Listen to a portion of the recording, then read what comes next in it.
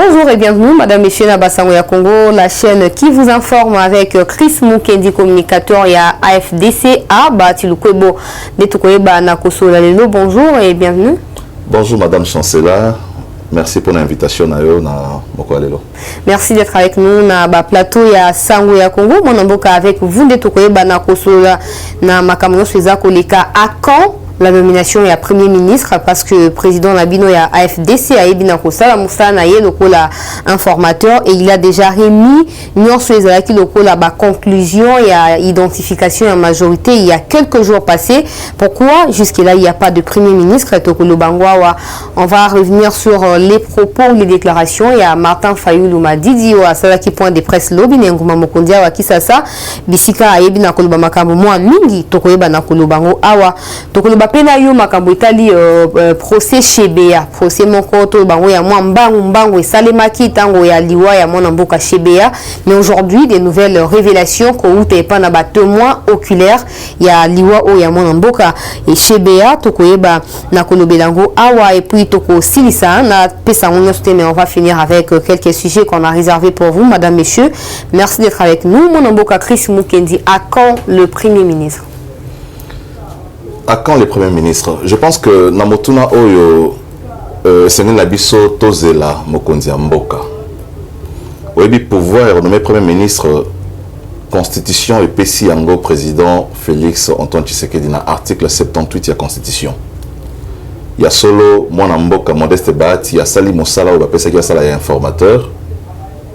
Azoli Mokonzi majoritaire Baneko Lukapona ko diriger. Et tikali que Mokonzi Mboka Yemoko a Pesabiso Premier ministre. Donc je pense que eza etikali likamba réglage ya mike obi politique eza na ba facteur rebelle kota na kati avant tant muso ba décision ma kasi ezoma il faut qu'on me retrouver il y a solo ezali choix ya Mokonzi Mboka Yemoko il y a solo ezali pouvoir discrétionnaire ya chef de l'État il y a répondre Premier ministre, mais toujours travailler sur un cadre, il y a union sacrée. Il faut, tant qu'on nomme Premier ministre, Azala rassurer que Bande Konyoso, Bandimi, Motona, Premier ministre, pour que Batamboussa, union sacrée. Donc je pense que étape, basant aussi que étape, il y a Kosolo là. Kosolo là. Kosalama va réglage à Mike, pour que tant qu'on choisit Kosalama, nungu nakati union sacrée za la makasité côté paté papé zalaté pour tant au Premier ministre Robima. Je pense que tu as vitesse de croisière moko ezosengate que politiquement il faut encore les solos la contestation na choix à Mokonzi. Donc je crois que bazana esiko wana mais d'ici je pense nazala pouvoir nakati ya secret ya Mokonzi Mboka te mais le lenge tozo monde ezo kende le lenge tozo yoka na bandeko baza pembeni babaluka moi côté ba parler de la nation ba cité de l'Union africaine bato ba kendaka ba kuna mwa mingi tozoka ke dans les 48 heures ici en tout cas dans 48 heures au mois tokoyeba nani akozala Premier ministre ou akokamba gouvernement o ya mibale ya Félix Tshisekedi. Mokonzi Mboka lobaki Batilukwebo akozala aza informateur à kokipe kozala Premier ministre. Est-ce que vous êtes quand même conscient que ba regard eza ko tourner envers rien même si likambo etali cahier des charges et baki na ko se poser en tant que problème na kati kuna obiso cahier des charges eza respecté te Premier ministre il faut utana ensemble il faut utana MLC non il faut pas nommer Premier ministre au regard il y a ba poids politique. Est-ce que Bati finalement aza posture o esengeli o tobite que confirmé mais en termes il y a ba analyse. Bon oyebi banomaka Premier ministre te kaka mpona kosepelisa moto banomaka parce que moto wana aza korégorger bavaleur oyo ezali politique bavaleur oyo ezali morale oyo ezali sociologique oyo ezali technique oyebi fonction ya Premier ministre bapesaka moto boye te po aza populaire bakopesa ngo moto boye po aza na mbongo ebele bakopesa ngo boye moto po te eza ba fonction oyo ezali technique. Premier ministre azali technicien ya gouvernement. Premier ministre président arrose à la politique, arrose à la technicien, mais premier ministre, il faut un grand technicien parce que na mosala rosala na ba réunion au premier ministre a assister ou à conduire, ils ont une réunion vraiment technique avec la Banque mondiale, avec la FMI. Ils ont que motongo azala yemoko d'abord na bagage intellectuel à makasi,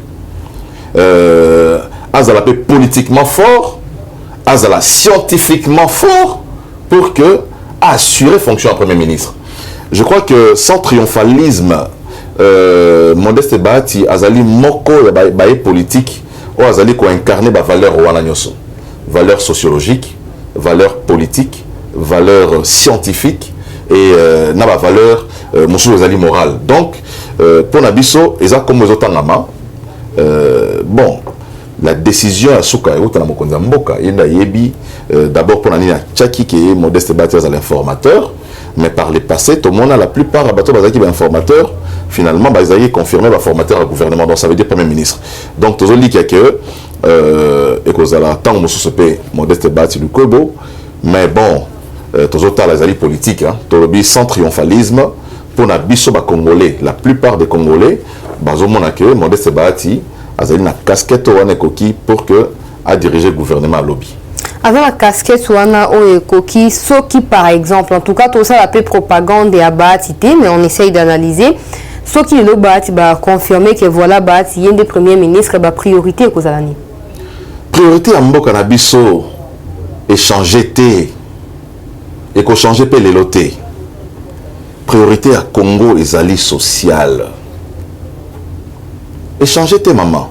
Donc ce qui Bahati aye ko mboka lobby ba priorité ka owana ba besoins sociaux de base na mboka na biso. Tozali seul pays au monde tant mosusu au peuple amelarati ya nyongo. Ti ya nyongo. Donc mutala muki na tongo akia defi li papa maman mo ateka mapa libanda defi sukali a defi nguba azuita ko mosusu biloko ya 500 francs kaka tant mosusu 700 francs. Amélie abimi tant azongi peta mosusu bande ko kima maman na poza 700 francs au futa. Donc tous un seul pays. Non sona po Bahati azaki au côté à Kabila pendant quelques années mais il n'y avait pas de solution. Non sona parce que tous un leadership il y a bien té na mboka. OK. Leadership au sommet. Donc lelo na avènement ya président Tshisekedi tozoli ki que alobaki ni na ya campagne ezaki le peuple d'abord. Donc tozoli ki que président Félix Tshisekedi vision azana ya rocha le peuple au centre de son action. Tozoli ki que na vision owana premier ministre autant appelé la vision owana. Donc défi na biso ya liboso na kati ya mboka za défi ba défi za sociaux. Ezali éducation, ezali pauvreté, il faut tout réduire pauvreté dans mboka. Nzala elo na mboka. Il faut tout ça la agriculture, ezala chantier na biso ya mikolo nyoso. Il faut tout ça la posa ya mai ezate na mboka. Lotili qui ezate na mboka. Tokozwa jamais industrie na kati ya Congo aussi longtemps que tous un problème à délestage na mboka, problème à électricité na mboka. Tous un problème à emploi. Tous un problème à hébergement. Tous un problème sociaux ébélés. Aujourd'hui ça la yango union sociale sociale, yango zali priorité à mon côté mboka. Donc je pense que premier ministre Orozala nommé à côté molaka na priorité wana dobiso ba priorité na chose à identifier banda ba année. Et c'est le voici que tu créé tout ça nos accent en Italie social à peuple gratuité enseignement amélioration à vie à fonctionnaire nabiso amélioration à vie à militaire tout ça banzela té tolingi tout ça banzela ya minene eux ça là que biloko eux ali produit à l'intérieur mboka na kisangani eux ali na mbandaka eux ali na intérieur na bagoma mboka na nyoso elongwaka kuna etambola Congo mobimba to relier Congo na nzela ya malamu. Ou lelo na kokende Goma ozu mutu kokoti mutu koke Goma okoti mutu koke Kisangani okoti mutu koke Kananga oke Chikapa obi weekend na kokende na libota na Kananga boki na bino ozomona. Donc il faut que ça misala wana za ko relier la province wana ko sala que biloko ya notambola tango ya notambola bongo ba préparer na ba marché na biso ya okita moko za osomba ta musu fruit na wenze ozotuna me fruit yango ozosomba ngo euti Afrique du Sud ou bien euti Cameroun. Et où tu as Congo central là, mais cher na wenze. Ozomona parce que ba tracasserie na nzela na biso ezali ba barrière na nzela ba mama tamba somba biloko zo tamboka ya Kinshasa ba barrière et l'équipe ba policier tracasserie Et donc, on a 1000 francs, on a 5000 francs parce que bazo foot a mbongo benanzela. Donc, bablo on so wana o etali social, o etali libumu ya congolais, o etali nzala ya congolais, yango des ali priorité des priorités. Donc, ne balobaka un ventre affamé na point d'oreille, il faut te traiter dans la question à libumu. Surtout lingi biso ba politique, peuple yo karabiso, il faut te traiter dans libumu ya nzala, libumu. Donc, je pense que le Premier ministre définit un majeur. Ils allaient défier à coller sa peuple congolais. Congolais alliés à Nzalanae, Congolais ceux qui ont béli soins de santé, ils sont accessibles à tout le monde. Ils ont été pour montrer qu'ici, il faut à souffrir, à tekalamba, à tekatv, à tekanipa se faire soigner. Donc, tous ont accès facile à soins de santé, pour permettre que Montonyoso a la facilité sur la zone bella à Bangate. À quoi qu'il y a un hôpital, en charge, le temps va traiter, bon, il y a tant de soucis, mais dans le contexte, c'est moi, attention, je suis là, pour qu'il y ait un hôpital, avant de simba, il faut d'abord un bon. Ceux qui sont bons, ils ont simba. Alors qu'il y a un bon, chaque moto, d'abord, via moto liboso, au commis, il va traiter, au commis, là, si ma l'action facture, ils allaient autant. Si vous avez un foot, subvention, ils allaient à l'État. Ils allaient que l'État est mort à Pessa Rabakisi, à Pessa Rambon, à l'hôpital pour que l'État a en charge. Donc, défi la chose défi vraiment social, au Premier ministre, vous allez nommer, vous allez confronter dans le lobby. Sur les abats, en tout cas, de reprendre soin et à aux plateau à Sangoya Congo pour analyser finalement choix et bâti finalement makambo za olobana eza ko impliquer mo makambo belé mais comme nano kombo ngo bimité boye to les kana sujet mosusu mon mboka Chris Mokendi. J'espère que Olanda qui lobby point de presse à Martin Fayulu, le président élu entre parenthèses Nenga Mesana ko benga na ba partisan na ye Martin Fayulu a lobby boye. Les présidents et la République, Aza pour diriger, Kabila Aza pour continuer pour diriger, et puis Kagame Aza pour continuer pour diriger. Le roi Kabila n'a Kagame pour continuer pour diriger. C'est que le roi président comme président de l'Union africaine, c'est Kagame a zongi le sous-président de l'Union africaine. Au moins, on a un respect pour les députés. On a député, Martin Fayulu est député. On va voter dans le Congo. Donc, on a un respect pour les députés Martin Fayulu. Na éducation na zanango na kokokata musukolo ba maloba makasité contre Martin Fayulu na otozoyo kazolo bawana mais bo permettre nga quand même ba ndeko zola na biso ba permettre nga tamsona utiliser ba momo ko makasi. Je pense que Martin Fayulu depuis ce côté en 2021 Martin Fayulu il est là en 2018. Oh, c'est-à-dire ça veut dire que à la contestation il y avait l'élection en 2018, il est là. Je ne pense même pas que Martin Fayulu, le calendrier à 2019 à Sombara Yango, tant en 2019. Oh. Calendrier à 2020 à Sombara Yango pété. Le calendrier à 2021 à Zana on a été. Parce que Martin Fayulu, on a la déclaration à Zana on a 2018. Il faut que les députés Martin Fayulu à la Mouka, à la Mouka. Et je pense que Atikali Moko na la Mouka na la Moukité.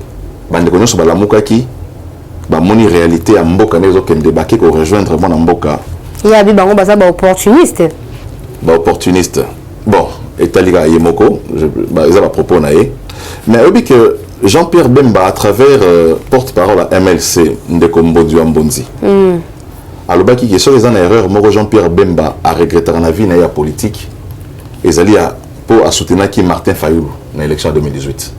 Donc ça veut dire que mon amboka Martin Fayulu azali moto n'habité n'a qualifié en tout cas mais aza la distraction. Les lots Martin Fayulu a commencé à la commis distraction pure et simple. Tout ça son attend en athée ya ko vanda ko solo la masola Martin Fayulu na plateau ils allaient purement distraction. À se préparer en 2023 sur les candidats un challenger na Félix Tshisekedi parce que Félix était ami proclamé qui est président de la République. Félix a été candidat à la Fayulu. Le rôle a été candidat à Lukunga. Tant va proclamer le candidat à Lukunga, on a le que c'est vrai dans un premier temps babiso nyo sotoboya qui ba résultat on a payé mususu na niveau législatif on a ça plus de 7000 voix. Ah, au postulaka ina lokunga bandeko oyo mususu ya ba PPRD wana ba mova sakani ya kokisa même pas 500 voix parce que totalement dans le bureau de vote aux ba résultat na biso na bobokoli na Delvaux place aux aïe centre ya monene ya Ngalema ndeko mova ça même pas 30 voix ozomona. Mais le tout en 2018 tout en 2021 est-ce que c'est pour autant que tokotika la wana na bando to 2018 lelo le roi cour constitutionnel est incapable de couper ça y est cour constitutionnel oui il faut tout apprendre qu'on respecter ba institution la biso mboka. OK ozomona il y a solo à une certaine période to lobaki ke ba institution la biso za IP manipuler ça peut bitumba to bundara pona indépendance ya ba institution ya mboka. Mais il faut au-delà il y a une indépendance à l'institution la biso to apprendre pe respect à l'institution. Martin Fayulu temps azolo bala o Italie Félix Tshisekedi Félix Tshisekedi aza institution. Il faut apprendre qu'on respecter institution président de la République. Donc ma propose de tenir wana que marionnette à côté la marionnette à la bilamba za marionnette je crois que Martin Fayulu doit avoir un problème. Bon, sur les insultes, il n'y a pas de souci. Hein? Liberté d'expression, mais et comme appelle la libertinage. Non, sur une marionnette, bon, ça veut dire qu'il y a un dirigé. Donc, je me dis, Martin Fayulu, les Camerounais, Kabila, tu habites sur les Camerounais. Parce que tout le monde, Azomona, au Félix Azosala. Félix a neutralisé Kabila na Congo. Félix a pandi FCC on a existé sauté. Mais pour la Martin Fayulu, ils ont Kabila. Donc, ils ont un point de vue net, oui, que la mozindoté, mais seulement Oyo et comme RDC, parce qu'il ne faut pas trouver comme Félix et comme RDC. Le Kumu au Congo a une attaque à l'Union africaine. Ils ont le Kumu à Mboka. Ils ont le roi Léopard Nabiso. Azobeta balle na équipe à Cameroun. Yo Martin Fayulu Kumu ici Cameroun. Oui, exemple au PCO Naïba qui a opposé problème dans les réseaux sociaux. Exemple, ils ont bienvenue. Ils ont bienvenue. Léopard Tobeta na Cameroun. Donc voilà, donc ils ont le rôle Léopard Tobeta na Cameroun. Martin Fayulu au Kumu ici na Cameroun. Pour Félix Tshisekedi Diaza Siko le rôle Léopard Nabiso na kata Union africaine. Azo représenté République démocratique du Congo. Congolais nyoso o aza Congolais de souche. O azali Congolais na kata makila la ba origine na e. O azali Congolais na kata culture na e. O azali Congolais na kata ba tradition na e. O azali Congolais na kata ethnie na e. Akubeta maboko bi eza le kumu ya RDC. Le kumu eza Félix Tshisekedi te. Parce que présidence ya Union africaine ezalaka rotative. Ba pesa rango ba état. Et comment il a tourné à RDC, ce qui peut dire que Tshisekedi était président, Zaki Motomosusu, tant que vous avez Chris Mukendi est comme président de l'Union africaine. Mais tout le monde a un problème personnel. Le chef de l'État. Et ça, c'est politique. C'est pour y a le fait que le président africain a ignoré, voilà, il a mérité de tikaye, je crois que dans un contexte où il y a crise sanitaire dans le monde entier, Réunion Belé, moi, ça m'a fait vidéoconférence. Mais il était nécessaire et important pour la Mokonzambokaye à se déplacer à Kende parce que c'est lui qui devait être investi. Mais Réunion Belé, ils ont ça dans la vidéoconférence, tous en mokilo les l'homme moderne, restriction ils allaient dans la mboka pour le coronavirus, ils ont ça là que déplacement mboka belé bakangi frontière na bango mboka belé mibembo ils allaient et ça le président là-bas la mboka na bango mais participer à travers vidéoconférence. Ça je pense que Martin Fayulu a bien azali un homme moderne je pense avec que ça bon donc on les a point de vue en considération mais Martin Fayulu pas lobby que l'Union africaine pour avoir donné le pouvoir ou la présidence na Félix Tshisekedi ou na RDC discréditer organisation on a propos parce que non seulement lutter pour non mais Martin Fayulu yende seni ou bien Martin Fayulu yende azali cour constitutionnelle est-ce que Félix Tshisekedi a organisé l'élection? Victor Amoya Martin Fayulu, Martin Fayulu, a joué en Sikanini. Et ça peut être la manipulation d'opinion. Ok. Ceux qui battent lobby, ma vérité, ceux qui vont répéter chaque jour. Chaque jour, Martin Fayulu a gagné qui? Martin Fayulu a gagné qui? Martin Fayulu a gagné qui? Il fait un tour, comme ça bon, Martin Fayulu a gagné qui? Mais aux autres éléments de mon côté, aux autres qui ça, ils ont justifié qu'il a gagné qui? Aux autres côté. Mais Bisso, auto-respectera l'institution. Tu dis que Sénine a proclamé, Sénine a proclamé, Cour constitutionnelle a confirmé. Qu'est-ce qu'on fait? Par respect aux lois de la République, par respect à l'institution, tout s'est plié. Même si on a d'accord avec le résultat, on a 7000 voix dans les KT. Alors que le regroupement politique n'a dit ce code à l'époque, on a atteint les seuils. Donc ça veut dire qu'à un certain moment, il faut qu'on avance dans la vie. Il faut qu'on avance. Martin Fayulu a perdre crédibilité tous les jours. Quand il y a popularité à Martin Fayulu, on a 2019, et on a 2021, c'est le lot. Bato ba lembiye. Non. Et comme leur expression, il y a bato ba tigara makambote. Donc on a bana mususu na quartier, on a Fayulu. Ah, on va faire le point. On va pas tigara makambote. Dans ma quartier. Donc Fayulu est comme qualificatif. Bazo benga bato. So ba bengi yo la Fayulu. Donc ça veut dire que au tigara makambote. Les Cambodgiens sili on dit bateau ba bitumbe bundi ba kabolo bitumbe sili mais yo zoya ka kozo au bunda. Donc ça c'est Fayulu. Donc mais dans la mesure où ça ne heurte personne, bon on ne peut pas lui faire des poursuites. Mais seulement il faut qu'on ait une dynamique politique. Tous en 2021, Martin Fayulu est resté en 2018 malheureusement. Donc en disant ce genre de choses pour même le président africain, Martin Fayulu a fini à Félix Tshisekedi a fini Afrique Mobimba. A fini le pays, le président africain, qui pesa Félix Tshisekedi, qui boit un discrédit dans l'Union africaine, et ça va maloba makasi. Pour un homme d'État, qui a pouvoir en Mboka, à gérer Mboka, à avoir contact avec les autres candidats ou les autres présidents de la nation, c'est un discours, je pense que qu'on exclut rien à la scène internationale, il faut s'en méfier, à calmer vraiment Bardeur Naé, à calmer. Je sais que, et ça ne rappelle pas si tu as gagné la course, mais ça a été programmé mon mususu. Donc, ça ne rappelle pas moi pas si. Mais pas si on se trouve à monter. Tu as candidat, tu as payé une semaine, 2 semaines et 6 lits. Vie est normal. Mais il faut l'outil de l'eau normal à ce qu'on répond en côté. Et puis, il faut que nous ayons sur l'autre à Kabila, à Kabila partout. À côté de la toilette à Moni Kabila, à la salon à Moni Kabila, à la cuisine à Moni Kabila, à la douche à Moni Kabila. Non. Kabila. T'en as essayé qui, monsieur Fayulu? T'as Kabila l'équipe. T'as un président, comme on a Félix Antoine Tshisekedi, qui n'est même pas en accord avec Kabila. Aujourd'hui, preuve, Ezali, coalition FCCKO, peuple congolais, FC Tshisekedi, Katana Kabila, Tshisekedi a Kati.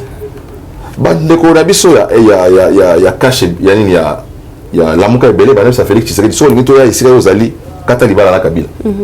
Akati libala na Kabila, ce que vous avez. Oh, comme Sousso et comme libala comme na Kagame. Ah, vraiment. Donc, incohérence sur la nyoso. Ils ont faire. Ils ont tombé la locumu ya faire lutter. Je pense que à ce moment tant moké à retraite à paiement à Kanissa na a mis sa moins nouvelle élan politique a changé de discours et que tombe la makasi. Avant de boucler Makambo et à Martin Fayulu. Je m'imagine, je ne sais pas, au départ, à Genève, l'idée, c'est qu'il y a une vision, créer la mouka, objectif est qui clair, pour organiser l'élection, pour gagner 2 ans après, pour refaire les sous-élections, comme ça on aura un gouvernement légitime, etc. Les loups, Moïse Katumbi, Bangotou, Kendi, Kei, Bemba, Longwe. Ce qu'on fait, on a évité, est-ce qu'on continue dans l'idéologie à la mouka, tout la minute, on a opposant, le président a décidé. Au moins, même Genève, tant Bakenda qui était pas que Martin Fayulu candidat commun. Il fallu le habiter dans un candidat en commun avec Félix Tshisekedi. Au moins, mais comme on a Roublard, avec ça Félix Tshisekedi dans l'ito, il y a des noms de co, nous avons voté, mais après voté tout ça. Dans les basses qui ne blanc na bangoana. Mais mon toit libosa qui n'est pas roulé mon ninga. Ils a Fayulu. Non, non, si mon ninga a voté, Félix il a voté Fayulu. fallait voter Félix. Ah, toi, évidemment, tu as voté qui est. Non, c'est ça la vérité. A voté qui était. A voté mon sous. Au moni, place ma bécota qui est en Ouana. Mais si quoi, tant que tu Genève, ou bien quand vous êtes à Genève, mais base à IDPS, non, non, bisoto, il faut d'abord parti politique, n'a pas ça, siège dans les arabes, et là, au moins, Mokebo, en venant seulement, à part Yango, n'a habité sur 15 cadres à partir à Fayoulou, il y a habité, n'a habité à Fayoulou, n'a habité à Kitoko, ici. N'a habité à Hervé Kombolo, n'a pas si mboté. Donc, n'a parti à Fayoulou, n'a pas mis mais IDPS, ils ont parti aux qui pendant plus de 32 ans implanté dans le Congo, lutte dans le Biango, leadership dans le Biango. Tant que vous avez une idée, vous avez Félix. Donc, tant que base à UDPS, ils ont implanté dans le Congo, Mobimba, il y a Félix à Genève. Mais Félix, c'est qui base dans le Bango. Il a dit, ok, il a se présenté le candidat. Donc, ceux qui basent dans le UDPS, Félix Pétain, Martin Fayot, le candidat unique qui est opposition. Mais, biso politique, tout ça, on pour la base. Et ça, la politique, ça, on pour la biso la politique parce que na simana bato bazali o batinda kayo ba biso sala boy sala o sali yango pour la sepel ça ba intérêt na bango ngai na zamona Delvo ceux qui ba intérêt à Delvo za menacé bande ko ba singa non kendo lo ba pona biso politique ba sala pona bongo ozomona donc IDPS ba saisir mo konti na bango ci sekedi ba bisi makambo sali kuna etali biso te biso to tinda ki yonde kuna po bima candidat ya biso donc to boy makambo wana donc à se présenter à commis à élu aujourd'hui. Donc nous il faut évoluer mais chemin la bango na paix 2 ans après cette élection nous sont anticipés. Mais c'est vrai que au départ Mamazali m'a monté. Constitution en Mboka et lobby que le président est élu pour un mandat de 5 ans. Sur base de quel principe bino dans l'accord bino privé bosala bolo bakeno tozo chamo konzi et ça a 2 ans rotatifs. Ça veut dire que vous avez violé la Constitution en Boka. Aussi longtemps que la Constitution est révisée. La Constitution peut s'y mandat à Mokondi 5 ans. Renouvelable une seule fois. Donc ça veut dire que Félix Nengazawana soit si mandat à Liboso, soit voté sous Tamson en 2023, à ça a 10 ans, après 10 ans, à Longo et Motomosoye, Congolais Mosoye. Donc Bango Babi, ça a 2 ans. Mais est-ce que la Constitution a une chose à permettre? Donc schéma là d'abord, c'est un schéma anticonstitutionnel. Oyo, Atal Félix, Moïse Baye, Jean-Pierre Bemba, la schéma à Genève aujourd'hui ils ont dit Genève ils ont dit union sacrée nakati ya union sacrée bandeko bazali na lamoko bazana kati bandeko bazali na cash bazana kati bandeko bazali na FCC bazana kati donc ils ont dit ya groupe moroté ya ba opposant ya régime ya Félix ya régime à Kabila ya 2018 bakuta na sous pour ça le na bangoté ils ont sika donc schéma en tout cas d'abord le schéma anticonstitutionnel. Et je pense que nous avons beaucoup de wanate. Donc, à gauche, tous à droite, avant tout, quand on a sujet, nous sommes Chris Mukendi. Martin Fayulu a concité Bokangi ba école. Le président de la République a sali communication médiatique à non ba école bakanga pour la Covid au couvre-feu et banda 21h kino 5h tout le monde ba mesure malam pour la Covid et souka pour la bato base la protéger mais est-ce que pourquoi bozo ko arriver ko démontrer que Covid na ba école les a plus propagé pour biso na église to kenda na biso en tout cas to kenda na biso na église bato ba kenda pe ba boîte de nuit ba bar ba kenda na bango mais pourquoi école est la cible au bisika boko kanga alors que ndeto za boye na UNESCO UNICEF neza surtout comme le 16 mars c'est fini année a déclaré année blanche bana bon même si ndenge ba konga et biso bino bientôt baza ko fondre l'école dans les jours qui vont venir et peut-être mon konamboka il faut le bana ba quelques minutes awa to quelques heures awa tant au moins ce banda ba si ba perdre pratiquement moitié année ba ko rattraper en ndenge nini et puis bon c'est que non bana biso ba zu diplôme moi les Martin Fayulu muto alobi non il kambuya marambo ezaka Martin Fayulu teli kambuya ba congolais nyoso OK omoni atayi pas zo lobango mais ali kambuya tali Congo mobimba itali biso na intérêt tozo accorder na bana na biso intérêt tozo accorder na vie na bango avant moto azana éducation malamu il faut zanano vivant omoni obi ko diriger mboka ezali facilité bato bakanisaka que non ezali la muki na tongo décider bon non Et ça, bah, paramètres, oh, il faut tenir compte avant que la décision, ma casse, n'a pas mboka. L'issolo la pandémie, la Covid, et paralysé qui monte mon bimba. Il y a solo, nous avons basali ngolu na Afrique, propagation nango, ils ont eu le lenge moroté na bato, bazana Amérique, na bato bazana Europe, ils ont lenge moroté. Nous avons appelé ce climat où ils ont favorisé peut-être une source de propagation les alamakacité. Vous avez donc, il y a un cadre. Au lieu de bandits, les malades, les bandits, tous ont une maîtrise dans le côté. Il y a des restrictions qui makasi, des restrictions qui sévères. Au monde de l'église, ils ont eu la première vague, l'église peut être quittée. Mais ils ont de manière progressive. Il y a seulement les lots, des indicateurs, il y a service, il y a riposte. Bapesa mokonza mboka na ministère enseignement balobi ok tendance ezokende na ndenge ya kolimwa to bandi ke sikoyo bokozwa décision ya kofongola ba kelasi na biso pour que bana bakende classe mama oyebi que na makambo etali santé ya bana mieux vaut encore une année blanche que ko exposer bana na maladie wana bakufa. Mais église toke na biso ba boîte de nuit na ba bar toke na biso. Église, tant qu'on est église, na bité église na bino so bosembe la ndene, la masque.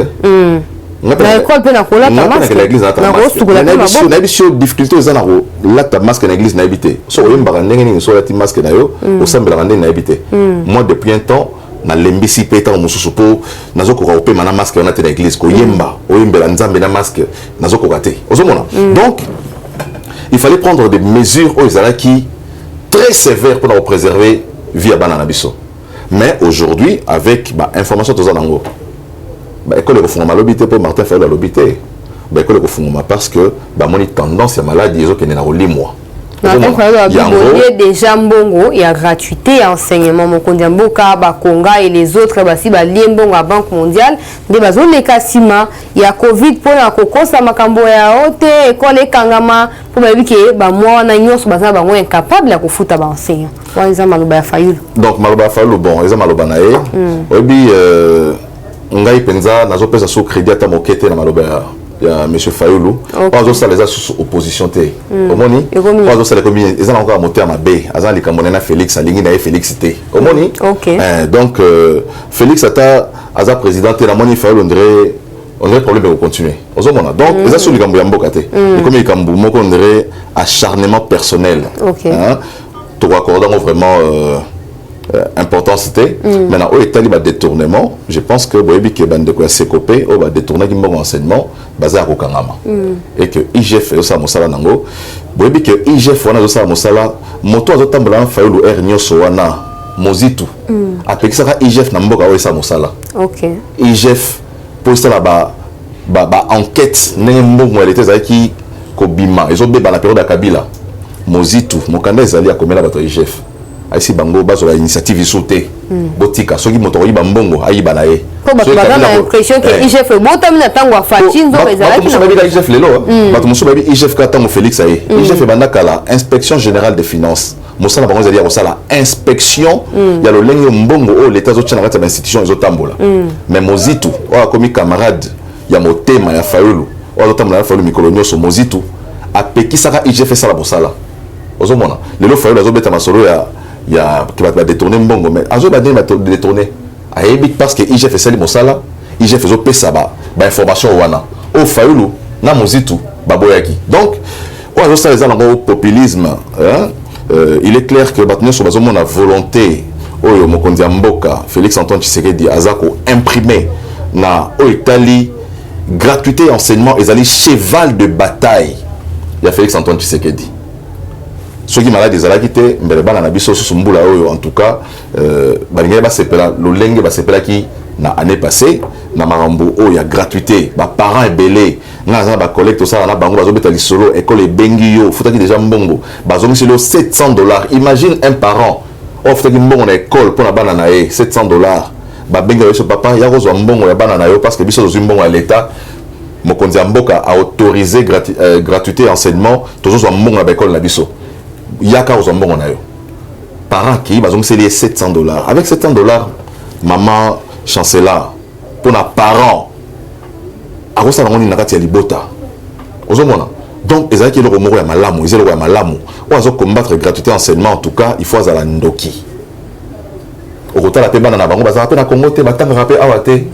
Ata bache gratuité, bana na bango occupé na école za gratuité wana te. Baza ba école ba bango kendaka. Pour baza na ba moyen ko futer la bango. Mais congolais maman ate ka mapa. Tant ils ont bonisa gratuité, maman ate ka mapa bana ba otanga wapi. Maman ate ka matembele la wenze. Maman la mukara chaque temps bazo kende boulangerie. Tant ils ont bonisa gratuité, yeba na ba otanga wapi. Pour yo za na ba hôtel na yo, oza na mbongo na yo. Hein? Donc pour la gratuité c'est le côté. Mais aujourd'hui ba tenu sur la money.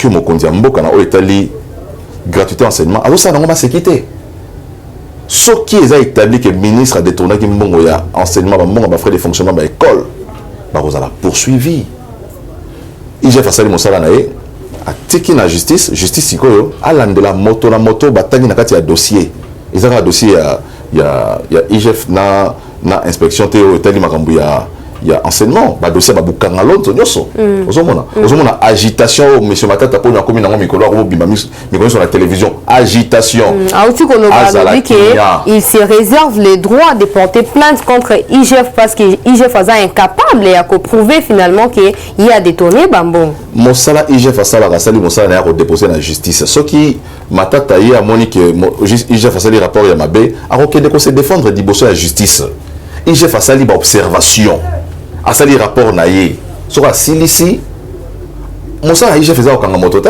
il n'y va prouver ni ba prouver le côté il y a aucun prouver la justice que makambo IGF a lobby za lokuta donc atika agitation na wana hein apé makimia azela soki ba bengisi a se présenter a kena ba preuve ya zango soki détourner zalité a raison nganda kuna na kimia soki be détourner zali a subir rigueur à loi motomo zali quand même be côté régime au bon matamoussa les régime à impunité mais au côté d'un régime où ils allaient à état de droit la différence entre Kabila et Félix eza ici kowana Kabila régime les régime il y a impunité yiba nengo lingi hein zwana o banda kwa l'état nengo lingi Félix aya wanda kwa l'état zongisa oyo zwana nda kwa l'état azoki ngona nenga mabe azozongisa Shadari bato bimisa ye azongisa nda kwa l'état donc bango régime na mwanza ki bongo ko brader richesse mboka ko zwa biloko nyonso na atako to belge o ayaki ko coloniser Congo azawa atamanda mawa bango mawa ezaki te bon Shadari nenga panzi banda kwa na ba rolandile te justice rolanda te non te to comme na état de droit donc état de droit justice au centre de l'action économique action sociale action politique justice na kati nango donc to kotika justice à mosala nango agitation na zola tsara que to koti na monde mosusu toti na monde mosusu ya bango ya impunité tokoti na monde ya état de droit donc toko ba mona mboka fils mokendi avant na ko indépendant na ko chité procès chez BA procès moko to bengango ya mbutu ya à la hâte et baki na ko salema tango chez BA abomama kiwana bakanga même bateau au regard ya ba nouveau témoignage baza ba innocent na kati ya likamboana est-ce que ba révélation oyo ya ba témoin oculaire ya liwa ya chez BA est une nouvelle occasion pour la justice na biso finalement et se montrer impartial et puis efficace fiable justement ba révélation ba ndeko basali li banda ya mboka et que la justice na biso indifférente té baza bato bazaki ba acteur majeur na liwa ko tout mena assassinat parce que na liwa zan zotala nde bazo boma mais na ba o bango ba exécuter ki plan wana moto zana ndako na ba bengi ba zo benga zo kendo sala mission moko boy je crois que justice lelo il faut baluka ko négocier na mboka na mboka o isika bandeko basali ba déclaration na poto zo extradition bandeko na ba ko témoigner à Kinshasa pour que ça la déclaration di bande ezali malamu mais dans notre temps lokola bato pour na bato oyo bazo tanga na kati ya dossier wana baza na Congo justice il faut asimba bango avandisa bango nanu pour ça batangio déjà que au salage loko il faut justice à anticiper avant bato bima Congo bakende ba pays frontalier bima bakima basimba bango bavanda comme ça procès à Chebe il faut fungwama na fidèle bazana il faut efungwama justice veut salama mabota na bango faut ba retrouver dignité na bango ba retrouver justice Félix Tshisekedi tout ça la confiance dans la justice à l'eau, justice à l'Iboso, il y a Kabila qui ligoté, impunité, bomana yo, tout ça va assassiner belé tout autant mosusu, makila chez Bende makasi. Ba Arma Tungulu. Rossi Mukendi. Ba Rossi Mukendi. Kapanga la Terre. Bande konyoso ba kufa na régime wa Kabila wana. Ba kufa na manière ya ba assassinat. Bande kolanga lusha o ba ndako ba encercler ba che moto la na kati ba bomie na kati. Et ça ba dossier pour lesquels il faut justice na biso commettre ba crime wana, il faut ba kangama. Il faut pas subir rigueur à loi. Na o etali procès à Chebea, je pense que la révélation basalama o bande ko basali eza ba révélation moko grave. Oyo il faut lelo justice tcha lo boko na bande ko wana o bazana Congo awa. Auto autant ba kombote. Bande ko ba lobaki ki baza ba agnoté.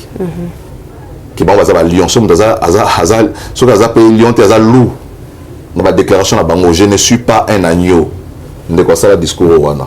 Donc na mosala ça qui a loup, il faut retirer le boko avanda bande kona tozwa extradition bande ko bazali bande ya mboka ba ko témoigner ceux qui a solo mambazolo ba ezali ya lokutate ceux ezali ya solo justice il faut ça la mosala justice il faut ça la mosala ngo tokende penda mingi côté ya koshite mona mboka Chris Mukendi tozana yo en tout cas na ba plateau ya sango ya Congo awa makambo eza koleka na kati ya PPRD.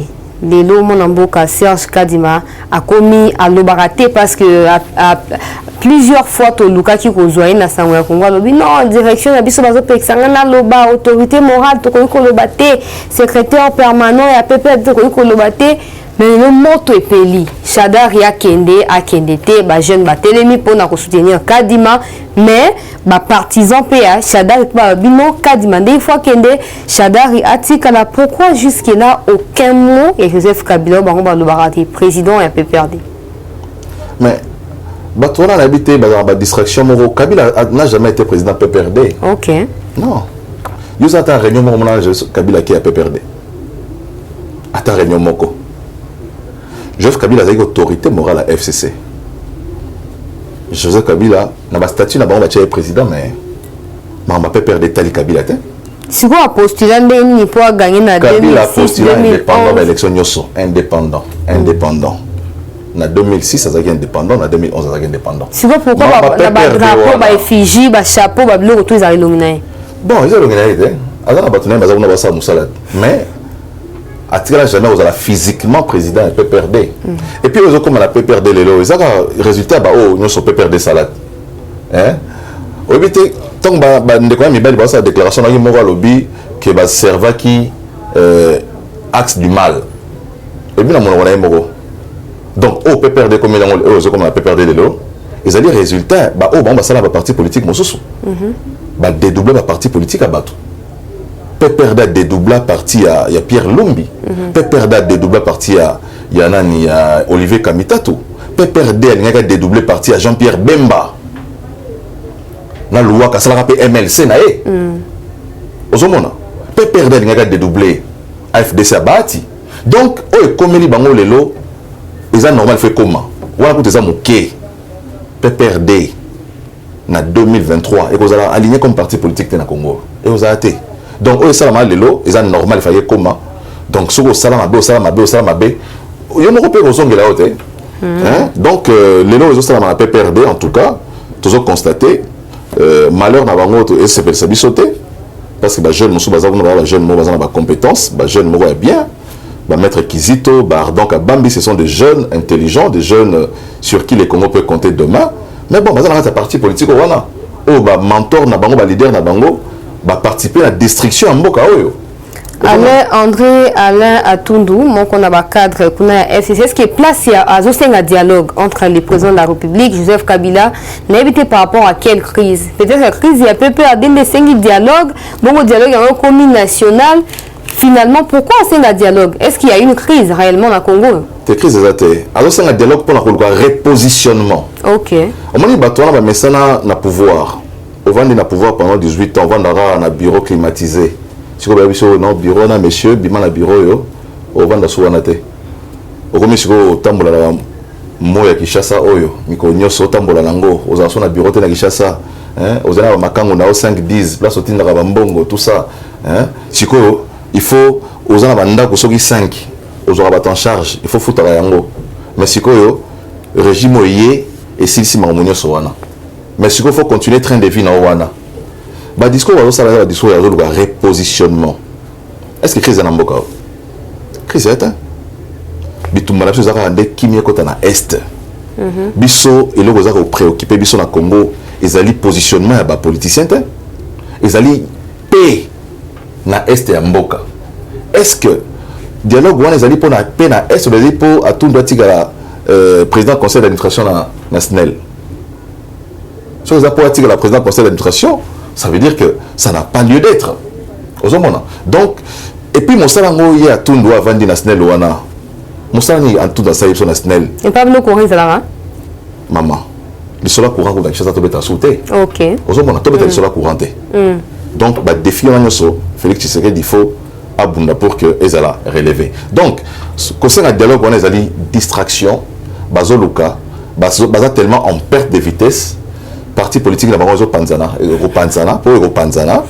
hein cause la prophète de malheur te pona baninga mon mboka te mais obi ke na kati na biso molimo nzambe ezala tant so ba boza pe prophétie kotimba la moko donc peut perdre ko panzana je sais kabila ko ki parango te hein eza parti ba chaye ba ki parango te réunion ta moko ta kenda donc mambo sala makuna peut perdre président na ezala secrétaire général ou secrétaire permanent yende za président parti Joseph Mahamat est allié était à sali 18 ans na pouvoir azana posa kopema kabila azana posa kopema omena na Lubumbashi kuna akopema uzasuka za posa kopema tango azotia ba inagosi ba nani Raymond Chibanda de quoi nouveau comité à gestion FCC yo mona so réunion FCC passe ni yo mona réunion FCC na Kinshasa o réunion FCC mukoni bale bazakuna FCC za soute FCC kufa FCC atani comité à sika FCC mais comité za Kabila za posa de batika tranquille a bon comité bos kende ko kipe marna bila kuna ozomona donc bon faut pas comprendre que Kabila a eu congé na bango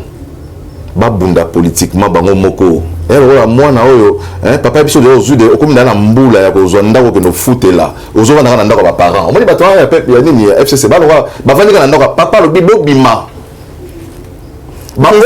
Kabila na posa ya kimia po moto na posa ya kimia Kabila na posa ya kimia il y a un accord qui me lié avec le président de la République non il y a des gens qui sont en train d'être consultés mais moi gros poisson na yo qui te ba 5 ba consulter nga moto na besoin ya kimia en tout cas ba déclaration gros poisson ya nini gros poisson Kabila sénateur il faut que normalement on va chercher au siège na Sénat na mars to bana session sénézo bana session ordinaire na mars normalement Kabila ndenge ki na rentrée à septembre na kota kimbala mo faut y aller régulièrement pour repartager expérience sur un chef de l'état na kati ya Sénat Sénat za chambre la si seulement opté pour na koloba po yeto yebi côté à silence ça sarani attends koloba ta ça la note attends na papier commis atindi donc anglais français lingala français abi français très bien abi anglais très bien comment to traducteur pour anglais za mungo na bisote hein mais bato bazoluka ko zongisa to comprendre que Joseph Kabila a kene ko pema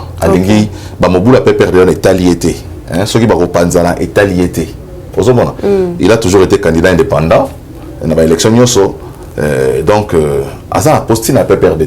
Voilà, dernière question donc tu peux non priorité la sécurité la kimia la paix kimia bon mokonzi mboka ambassadeur moko kombo na ye Kazadi a uti ko kende pa na président ya FIFA ou za makambo ya fédération mondiale ya football association to éviter est-ce que football est comme priorité ton ndenge pour lobby PG non ton passant que mokonzi mboka ya bakina ko échanger en vidéoconférence na ye président ya FIFA et sa stratégie il y a kozwa revanche sur Cameroun na makamba yo kisi ba léopard pour l'habitant basoli na mokonamboka azande na posa ya ko négocier et si les moyens seront mis en place RDC a na ko organiser o ezabongo CHAN na ba prochaines éditions peut-être 2025 au Kende kuna totiki sécurité totiki kimia tokom na biso na loisir maloba suka 30 secondes tes loisirs te omoni mboka ezana ba secteur ebele mbala moko faut gérer omoni bien que priorité na chose sociale mais elle a pour tout ça priorité sociale que makambu ya sécurité ou makambu ya mususu qui n'ont rien à voir avec social to occupant en sauter l'état c'est la gestion de la cité, c'est la gestion ya mboka. Donc football ils ont fait partie na politique ya mboka. Il y a une politique sur le football, une politique sportive na kata mboka. Maintenant au Italie projet tant mosusu ya ko organiser CHAN awa. Ils ont projet à mabete mais ba préalable les alliés, ba préalable il faut tous en stade moro les alliés il y a malamu na Congo. Banda stade ya comment stade na biso comme na stade na benga wa Kamanyola. Stade des Martyrs. Il y a un stade Kamanyola au Mobutu Tonga. Mobutu Tonga on appelle ça stade de Martyrs. Pour maréchal la personne pour maréchal que changer combo. Ezala pour maréchal. Voilà, donc stade d'Ambiso Pay et stade Kamanyola. Donc stade Kamanyola au Mobutu Tonga. Banda le stade Monsieur Tonga Malambo. Ils ont répondre même pas à critères ya ko organiser. Non, je crois que ils ont critères wana, il faut seulement tant Monsieur Ablo Mike il faut ça là. Donc préalable les alliés. Il faut tous en stade de Mboka. Totongi stade de Makassi na la province nyonso totongi stade le stade de Martyrs ou stade Kamanyola totongi on a la province nyonso. C'est en ce moment-là que Toroz a une vision ou ambition à organiser la compétition internationale par la Biso na Congo.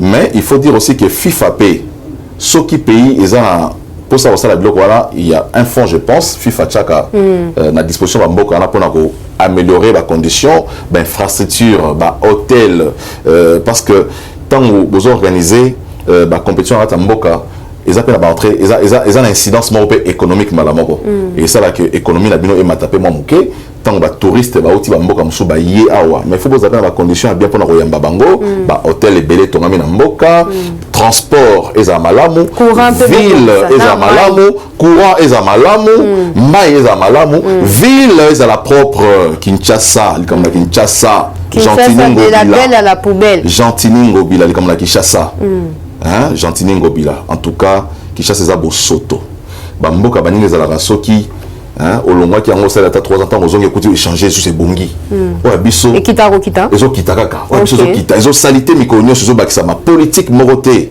il y a assainissement la ville ba mboka mususu ba comment ba mituka o komba balabala ba camion balayeur ba camion aspirateur ba poussière ba camion arrosoir biso ba mama ya mikolo bazo komba nzela boulevard lokola azo komba lupango na nzete la komba azo komba non. Hein? Gouverneur Nabiso, je crois qu'il a signé qui partenariat avec la mairie à Paris. Mais Bablo a ça la yangoanate. Quoi importer mituka. Na boulevard Toron di maté, ba maman Nabiso mi kolo boya comme baka. Ale bonos sozo le kawana. Moi na ngomela maïté, to so mi la bomba maï nanzela. A romela so maï ngo so sachet ngo tom so maï ameli. A bois qu'il soit place to komba. Ozomona. Donc to ligne politique morosa la sérieuse. Na 21e siècle Toron di maté to komba boulevard na Kombo. Hein? Il y a des camions aspirateurs. Na Brazzaville à Ezali. Pourquoi on est sur la montée? Il faut tout moi serré dans mon stade au Sala. Monsieur le gouverneur de la ville de Kinshasa, assemblée provinciale de la ville de Kinshasa. Bossa Mosala. Tout redoré blason à Kinshasa. Kinshasa Bosoto Leki. Et si on retient les alités, comme la parking, on est hyper noir, on a au niveau plastique, ils ont assez de bouteilles à plastique. Non mais c'est regrettable. Merci d'avoir répondu à nos questions. Merci également Nabino Baignan Sobozaki Libaku ya Kolanda Biso na Basango ya Congo. Merci Naransi Wazalaki Sima la caméra pour réaliser session Oyo. Il y a information, madame, monsieur, prenez rendez-vous avec moi demain à la même heure sur Sango ya Congo. À très bientôt. Eshima, votre magazine qui bat au rythme de l'actualité. Une réponse à vos besoins en information, un éclairage dans divers domaines. Impartial, documenté, instructif. Eshima au cœur de l'info. Retrouvez la nouvelle édition. Exclusivité, le professeur Willy Kitobo Samsoni maîtrise le secteur des mines et gagne le pari de la mobilisation des recettes publiques. Désormais membre de Cobalt Action Partnership, le ministère congolais des Mines a abattu un grand travail dans sa sphère. Contrôle régulier de l'application effective du nouveau code minier, loi sur la sous-traitance et paiement de la rétrocession due aux entités territoriales décentralisées, ouverture et attractivité du secteur des mines aux investisseurs, relance des entreprises du portefeuille de l'État, le ministre Willy Kitobo assure le suivi et contrôle technique des activités minières sur toute l'étendue de la RDC.